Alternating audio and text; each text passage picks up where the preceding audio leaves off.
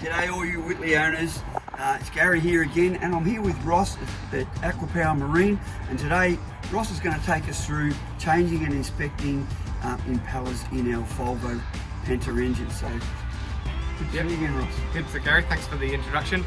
Yeah, we're going to talk a little bit about impellers, how to remove them, why you might need to remove them. You know, impeller is something that is a bit of a consumable on a boat. It is something that wears out, does need replacing at schedules intervals on time and hours on the motor. So yeah, we'll go through inspecting it and replacing it. Here we are back at the tool bench. Ross, what do we need to change an impeller? Yeah, great question, Gary. Very minimal tools, as you can see again. So a special tool here, this is a Volvo special tool. This is to remove the impellers. The impellers are threaded. This outer part threads into the impeller, and then you use this to push against the shaft. Volvo do a variety of special impeller extraction tools. So if you phone us up here at Aquapower, we can make sure we get the right tool for your impeller. We know which one yours is because we've already removed it. You're going to need your tub of grease again. This makes pushing that impeller back in a breeze and helps it prime the first time you start up the engine. A 3/8 ratchet and a 17mm socket. This just drives the tool. So you just need that for driving the tool, and then there's 4 8mm bolts on the plate. So I've just got a quarter drive ratchet with an 8mm socket. And these tools, not expensive either. Pennies in comparison, sub $15 will get you the tool. You know, you could have one at home in the shed and one in the boat, and it wouldn't break the bank. So wherever you are, you've got one. If you happen to run aground or you have an impeller failure out on the water, if you can shut your seacock off or you can pull it up on the trailer, the impeller can be replaced. Obviously, while the boat's in the water, it's very hard to replace it. You're either going to need to pump that water out as quickly as you can do it if you're ready and prepared, or you beach the boat, or you wait till you're on a bit of dry land before you replace that impeller to say swamping the boat. Yeah, the other thing that I noticed is missing here is the actual impeller. I do carry one always in the boat as a spare. I will definitely be carrying one of these removable tools in the little tool bag in the boat as well. But we'll look at that when we're in the boat. We'll have a look at that in the boat. We'll have a look at the seals that seal the impeller and the part itself and inspect that. Well, here we are in the back of our boat. Ahead of time we've removed all the rear seating to get access here because we're having a service done on the boat, taking the opportunity for Ross to show us through how to change the impeller. Yep, so this is our seawater pump here. Gary's actually got a seacock skin fitting fitted to this boat, so if you were in the water you would shut that valve. We've actually drained all of the water, so nothing's going to come out here, but when you're doing yours you will get all the raw water start coming out of this cover, which is completely normal, and you might, once it starts coming out, you might just want to wait for all that water to come out. So I take these out nice and evenly. There are O-ring washers on each of these 4 bolts, which really help the bolts stay with the cover more than actually sealing. Obviously they're there to seal, but they're great for holding the bolts into the cover.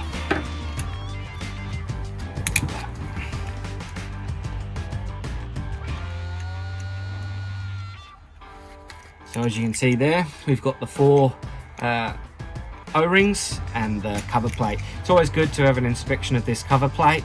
Make sure that there's no really bad gouges or wear marks on this plate. This is something that is a serviceable item that does get replaced. That's the impeller in there. And this is the Volvo special tool in action. So in the kit, you do get a new seal, you get your new impeller, obviously threaded on one end, not on the other. You do get your 4 O-ring washers, plus your split washers, plus the bolts that hold the cover in. So you get everything there in a kit if you were to have a failure. Obviously you don't get a wear plate, and that is something that should be inspected every time you take the impeller out. And if you do see wear in here or a nasty gouge, then that is time for replacement to happen. The Volvo tool, I've just got that started. We'll go in as far as we can, and then we're going to use this bolt to push against the shaft, and that will pull the impeller straight out. As we can see, it's coming. few just with my fingers. Very easy. This is a fresh impeller though. It might not be this easy on your vessel.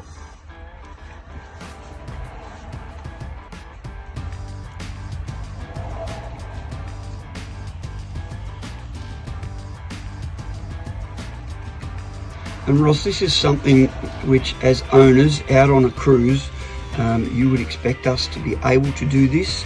If we've hit a sandbar, taken in a heap of sand, we could actually then put the boat back on the trailer, because not many of our club members particularly have Seacock through hull pickup. No. You put it on the trailer and then you could remove the impeller and replace it with your spare.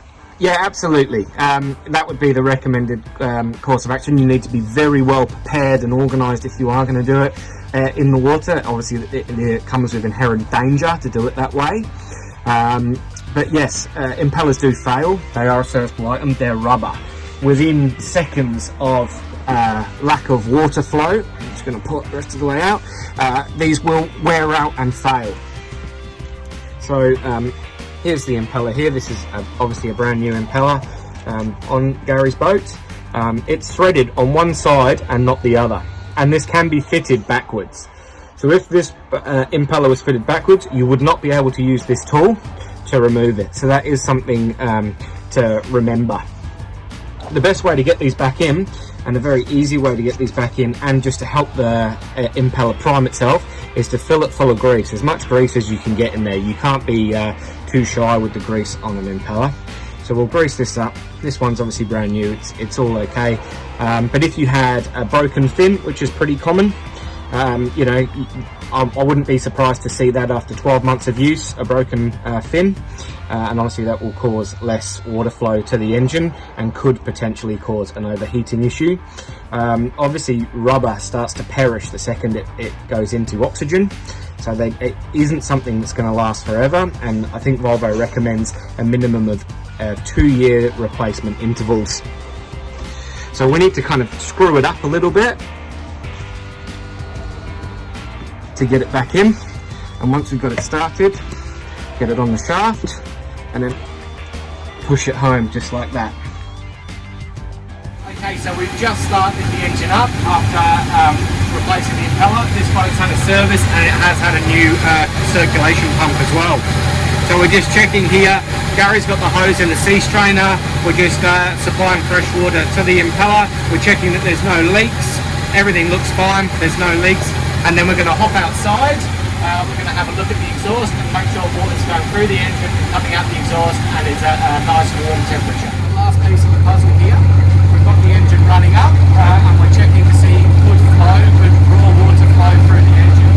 As you can see, we've got plenty of water coming through the exhaust, which means it's pumping.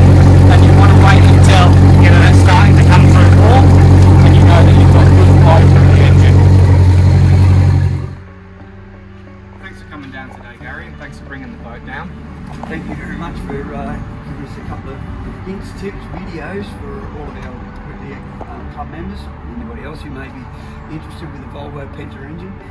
Really appreciate that. No problem at all. Just thought I'd let you know that any part that we fitted today, or any part that we fit on your boat, has a 2-year warranty backed by Volvo, and any parts that may fail due to a failure of that part is also covered.